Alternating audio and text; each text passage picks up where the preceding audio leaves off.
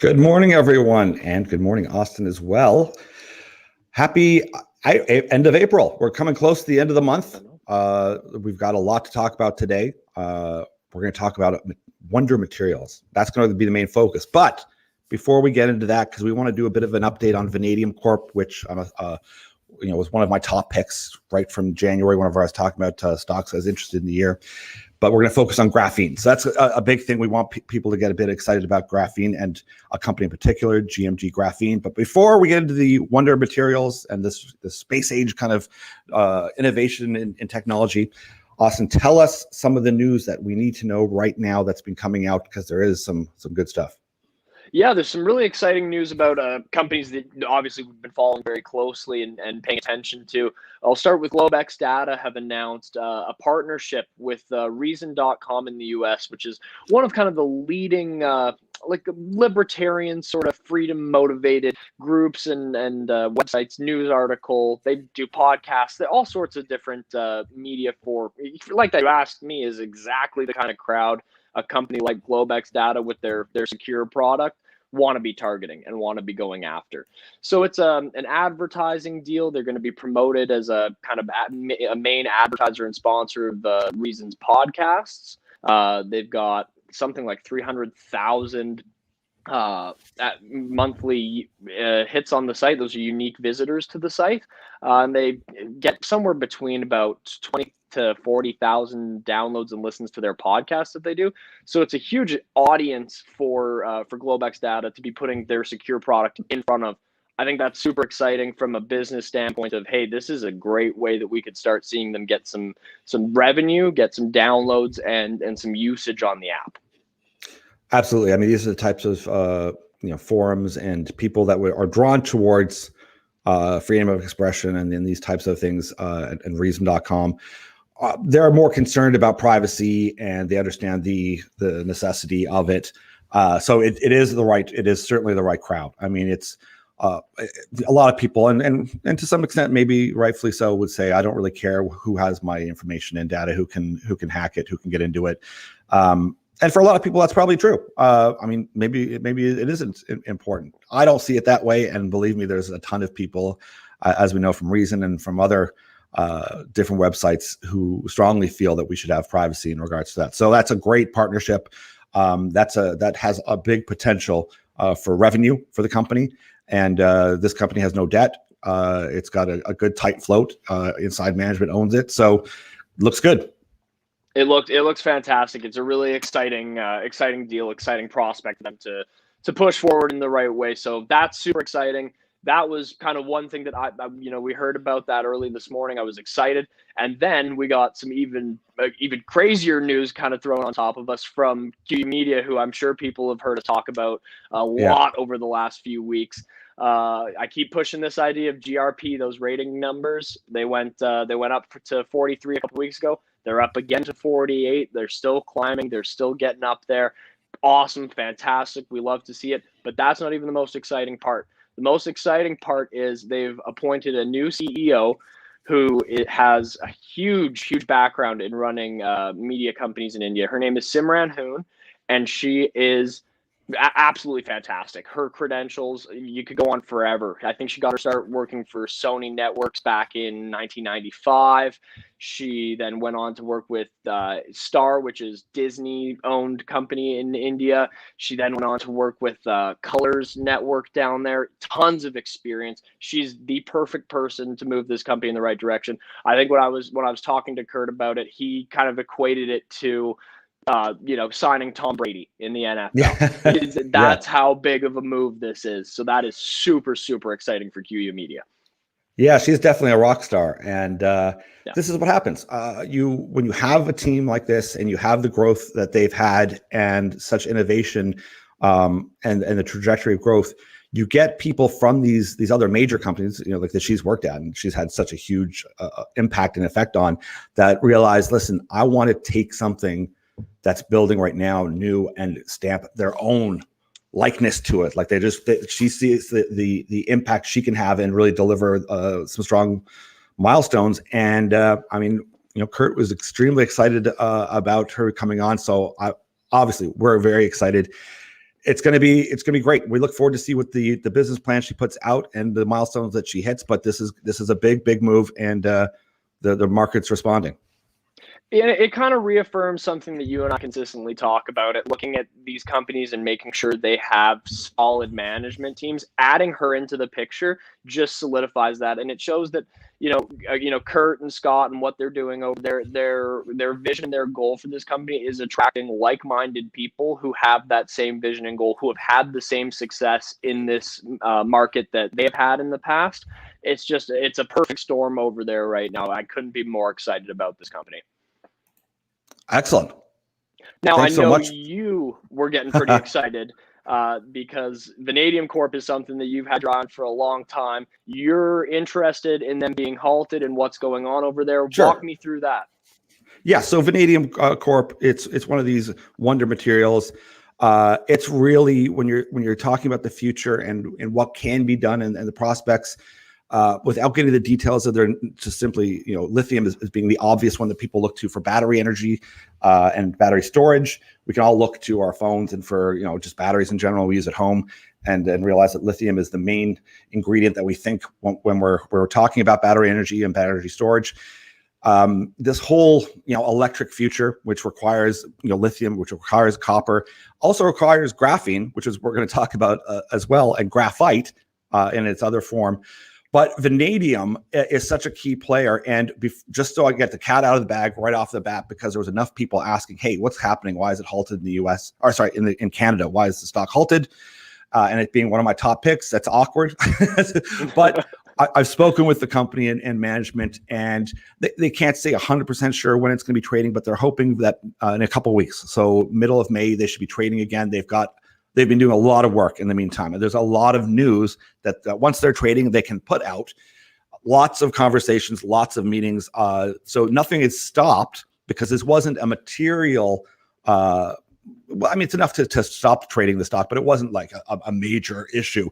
It was simply an accounting issue that they had to get their taxes done in time. They didn't get it done in time. It'll be in, and we can talk to Adrian down the road here a little bit more detail, but. They're confident in what's happening, and I just wanted to give a bit of an update on that, because they can't say what's been going on, obviously, because it's halted. But they assured me that there is so much happening behind the scenes that they're going to come out strong, and to just be patient if we could, which to me is fine. I was excited about what they're up to, because the size and scope of vanadium moving forward. If you look at a big company like Shanghai Electric, they're in the energy storage. They've invested billions as well in new facilities. This is happening right now. And I talked about Infinity before as well, and they had a deal with California to build out redox batteries. But Shanghai Electric is going ahead now with huge productions of vanadium flow batteries. It's like a 1 gigawatt plan in East China. And of course, people will know of the one in Dalian, or I'm not pronouncing it right, Dalian, it's the wrong, and that's on track to provide a 200 megawatt facility. So it's happening. Also, just as a side note, I talked about Saudi Aramco's deal that they're going ahead building on with Siemens. So this is all happening and moving forward at a pretty rapid pace. And one of the champions that you don't hear as much about here is Robert Friedland. So he has an agreement partnership with VRB Energy, and VRB Energy also, he's been quite a proponent of vanadium flow batteries and vanadium in general for the future. This is all coming on steam. There's a lot of pathway to move forward. We want to see the stock trading. We want to see some revenue getting generated. We want to see some news. So just hang in there. Once we see some news flow, we'll see where the company's at.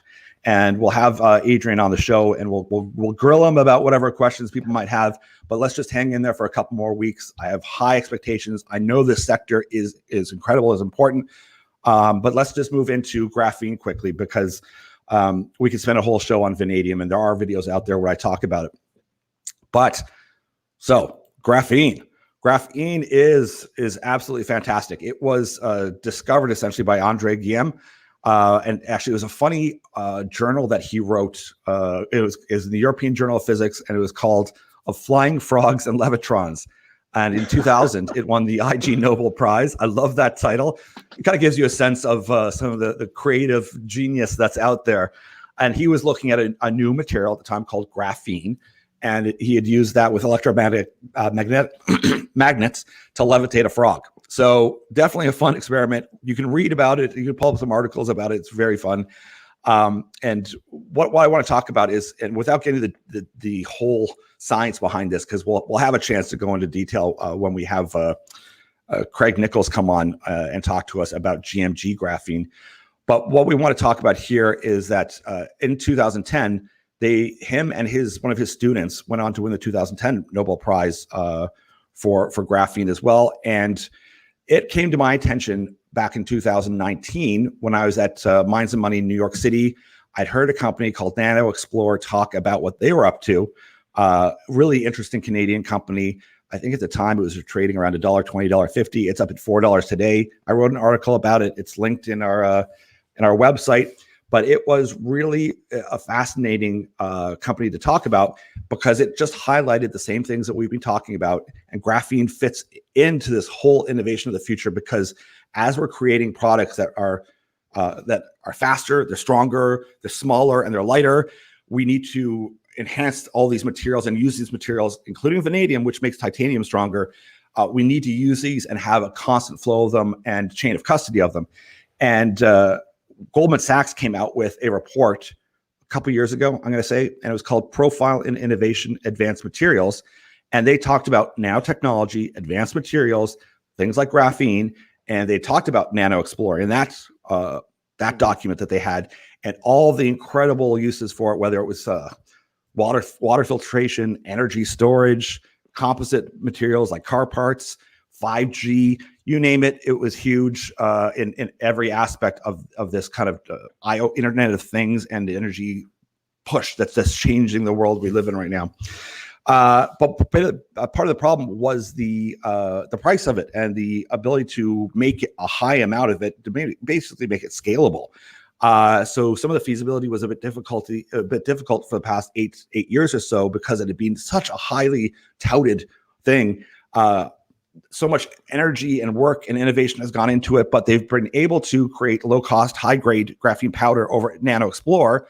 Mm-hmm. But unlike Nano Explorer, GMG Graphene is a very interesting company because what it is doing is it's making graphene out of natural gas or methane or methane. Oh, really? Okay. So this is a very interesting approach to creating graphene. And this team over here with like Craig Nickel, Chris Ulrich, Guy Houton is on the board.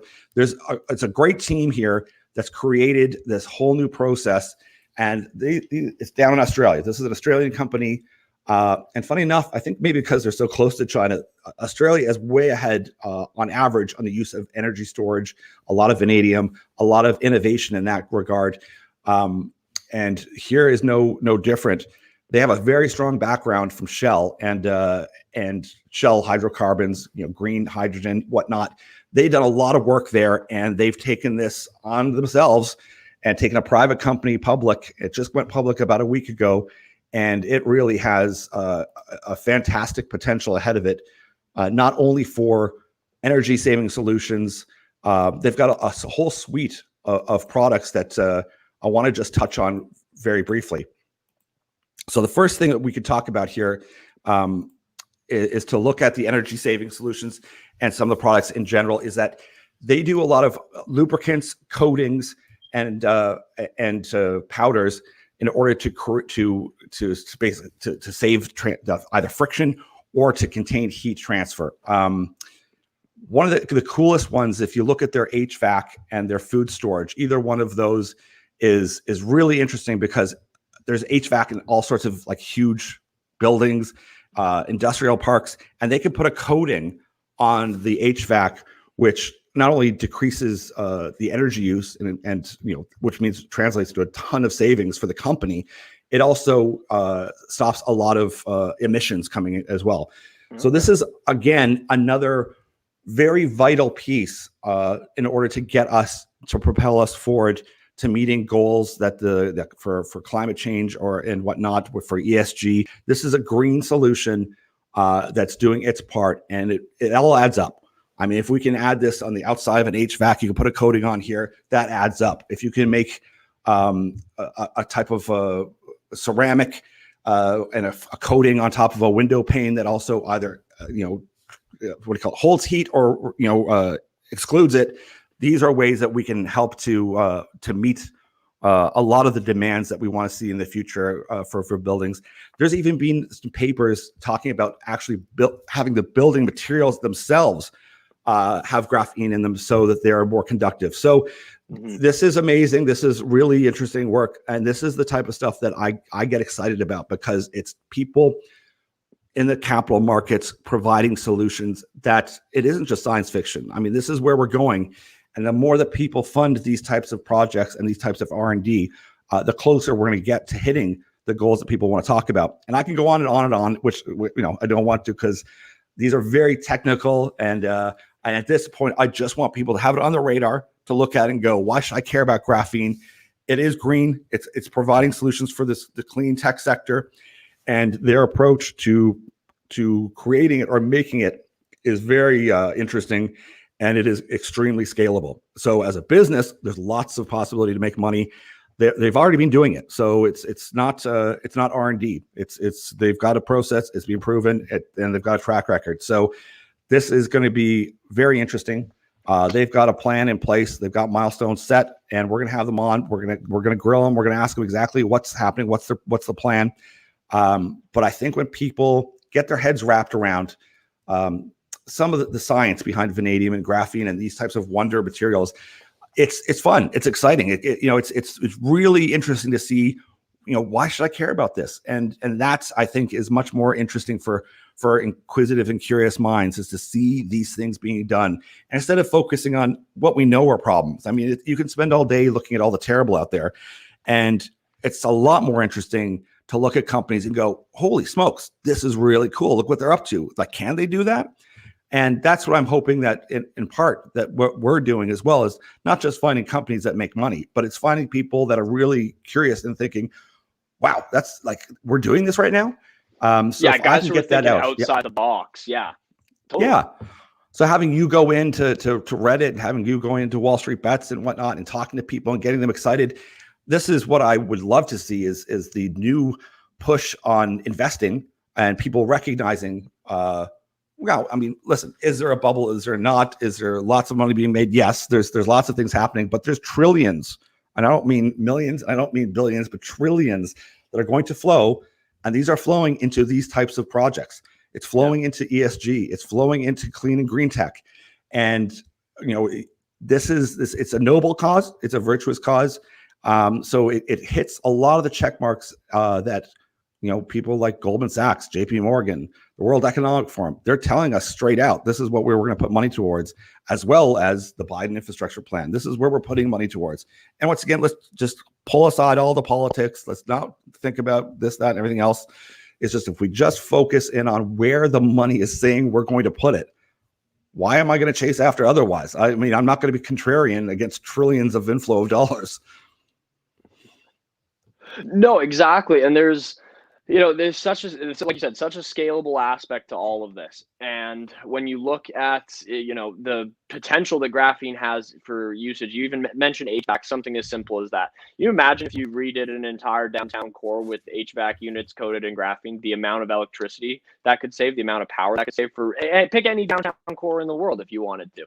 That alone is such a massive, massive impact. And I remember even hearing about a company like Nano, which you mentioned before, a couple of years ago, probably around about that time of the Goldman Sachs article. And, it was people talking about, hey, if you want to do high-end space travel, if you want to go to Mars, how do you think you're going to get there? You're not getting there in the same kind of ships we're using to go up to the moon. Like, there's not a chance of that, or it's going to take you 12 years to get there, something ridiculous like that. Like, if you want to travel up there super fast, you need lighter material that is still, not going to break into a million pieces while you're trying to bust through the atmosphere. So there's the tensile strength too of graphene is incredible, like you're mentioning. And I mean, even on the coolant factor that you're talking about, just think of walking into a freezer, into just Safeway or Ralph's in the States. All of those contain, like, where you get all your frozen pizzas and ice cream. those you can save a ton of energy, and that's big stores worldwide.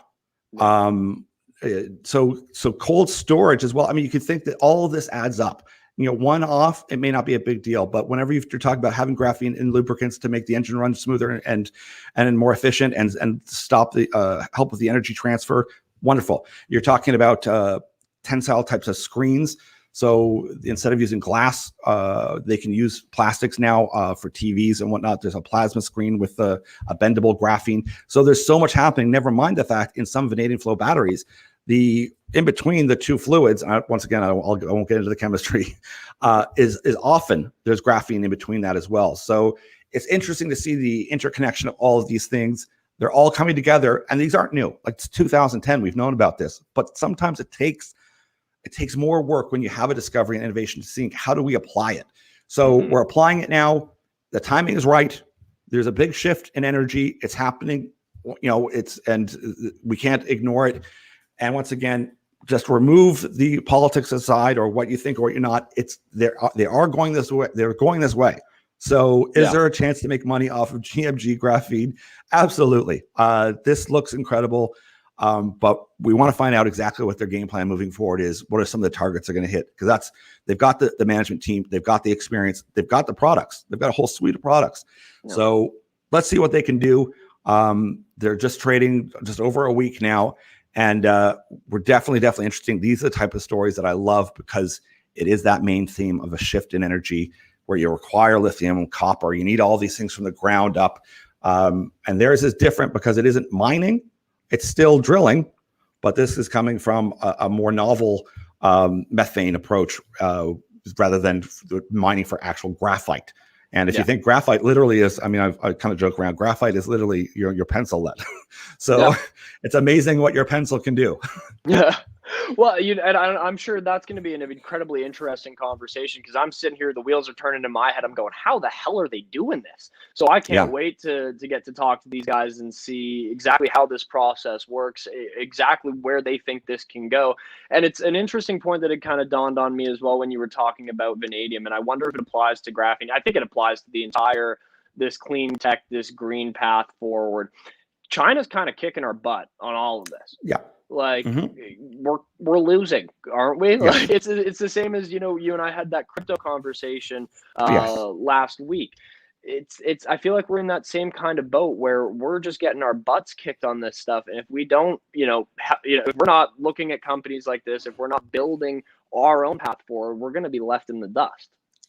Yes. I mean, it's no surprise to me that we are being inundated with the monotonous and the mundane, arguing about the most ridiculous of things, while China is storming ahead. And they've been doing that for over a year now. They haven't had the lockdowns that, now I won't even get into that because that's a whole other conversation. They've been storming ahead on not only nuclear, but with vanadium, stockpiling resources, these critical types of energy plays, and even crypto. I believe it's something like 80% of crypto is owned by Chinese or Asian countries, residents, or however you want to put it. This, not to take the black pill, but this to some degree spells a demise to the West, or we better hurry up and start focusing. And this is kind of the it's a good metaphor. It's a good analogy for saying how I choose to live my life is I ignore most of this nonsense that's on your mainstream news. That's just PR or propaganda. Most of it's not true or real, and focus on what's really happening. Like, what are big countries and governments doing? I don't care what they're talking about. That's people get paid PR, lots of dollars to lobby different ideas. I want to know what is actually taking place and being done in business and when energy. And when you're talking about energy, energy and currency, whoever controls that, they control the planet.